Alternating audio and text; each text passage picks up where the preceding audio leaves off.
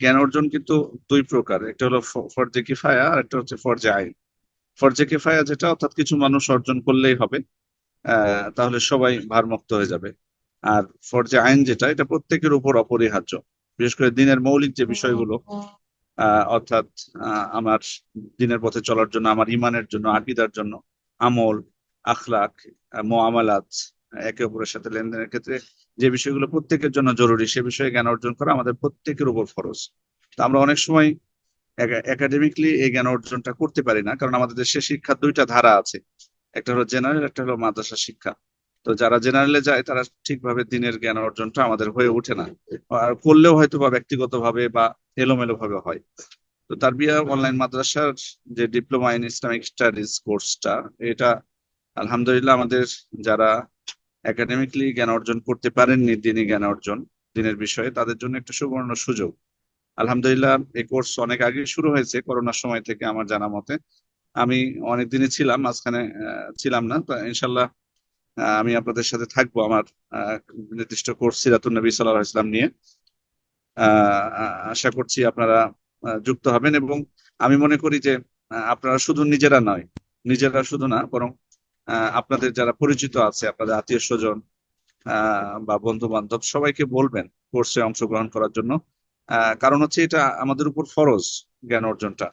আর হয়তো অনেকে বলতে পারি যে আমি তো ইউটিউব থেকে অথবা নিজে বই পড়ে তো অর্জন করতে পারি, যেগুলো আমরা এখানে কোর্সের সিলেবাসে আছে।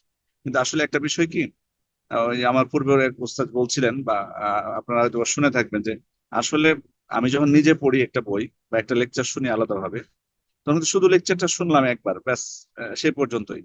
কিন্তু আমি এখানে যখন কোর্স করব, তখন এখানে কিন্তু আমাকে একই পড়া কিন্তু কমপক্ষে 3 থেকে 4 বার পড়তে হবে।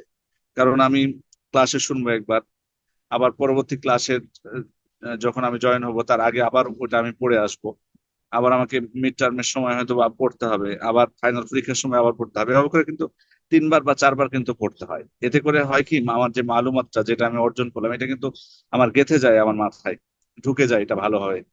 তো এটা কিন্তু একটা অনেক বড় উপকার। তো আমি মনে করি যে এই কোর্সগুলো আল্লাহর পক্ষ থেকে, আমি মনে করি যে এটা নিয়ামত। এবং সত্যি, এবং যে আসলে যে কিয়ামতের আগে ইলম ছড়িয়ে পড়বে, এটাও কিন্তু একটা প্রমাণ। এবং বাস্তবে ছড়িয়ে পড়লে কিন্তু মানুষের ওজর আর থাকবে না। না, আমরা বলতে পারবো না আল্লাহ তাআলাকে যে আল্লাহ আমাদের সুযোগ ছিল না। যেহেতু এখন অনলাইনের সুযোগটা হয়েছে, অফলাইনে আমরা অনেক সুযোগ পাই না। অফলাইনে অবশ্যই বেস্ট, তবে অনলাইনে যাদের, আমাদের অফলাইনে সুযোগ হয় না, তাদের জন্য আমি মনে করি যে এটা অত্যন্ত সুবর্ণ একটা সুযোগ। আমার উদাত্ত আহ্বান থাকবে আমার মুসলিম ভাই বোনদের প্রতি, যে আল্লাহর কাছে জবাবদিহিতা করার জন্য। আমাদের আল্লাহ তাআলা তো আমাদেরকে সৃষ্টি করেছেন তার আনুগত্য করার জন্য। তো সেক্ষেত্রে তার আনুগত্য আমি করব কিভাবে যদি আমি তার সম্পর্কে না জানি? আর আল্লাহ রসুল ইসলাম সম্পর্কে জানাটা এটাও জরুরি, তার জীবনী সম্পর্কে, যেহেতু তিনি আমাদের জন্য আদর্শ। লাকাদ কানা লাকুম ফি রাসূলিল্লাহি উসওয়াতুন হাসানাহ, তোমাদের জন্য রাসূলের মধ্যে রয়েছে উত্তম আদর্শ। তো তার জীবনী যদি আমি না পড়ি, তাহলে তাকে আদর্শ হিসেবে গ্রহণ করবো কি করে? যেন সার্বিকভাবে প্রত্যেকটা সাবজেক্ট আমাদের টিচাররা বলবেন তাদের সাবজেক্টের গুরুত্ব। আমরা প্রথম ক্লাসে আলোচনা করবো এই বিষয়গুলো নিয়ে, কিন্তু প্রাথমিকভাবে শুধু এটুকুই বলবো। আমি আর লম্বা করবো না, যেহেতু বাইরে আছি। আমি জানি না আমার সাউন্ড হয়তো ভালো হয়, তো আপনারা শুনতে পাচ্ছেন না।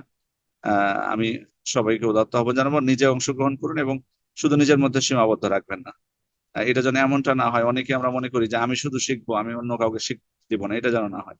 বরং আমার যারা পরিচিত আছে সবাইকে এই আহ্বান জানাবো। আল্লাহ আমাদের কল্যাণ সাধন করুন, আমাদেরকে উপকারী ইলম দান করুন, আমাদেরকে সঠিক পন্থা ইলম অর্জন করার তৌফিক দান করুন, এবং সে অনুযায়ী আমল করার তৌফিক দিন। আমিন।